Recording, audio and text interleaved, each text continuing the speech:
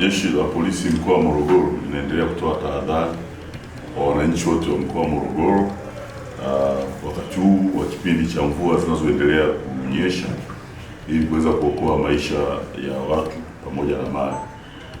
Na hii ni kutokana na matukio matatu ya vifo ambayo jeshi linaendelea kuyachunguza yanayotokana na athari za mvua zinazoendelea kunyesha.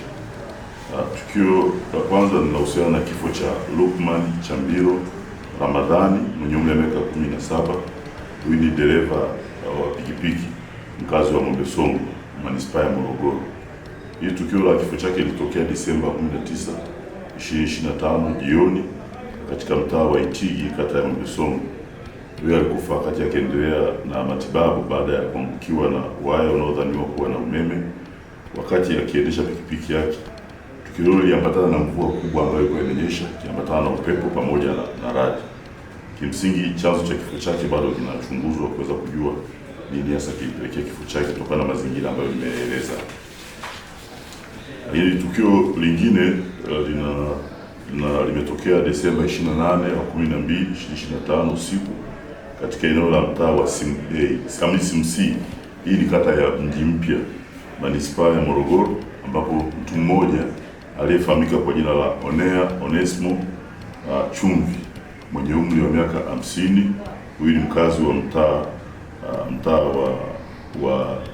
wa Simsi, alikufa akiwa anaendelea na matibabu katika hospitali ya rufaa mkoa wa Morogoro kutokana na kuangukiwa na ukuta wa nyumba aliyokuwa anaishi.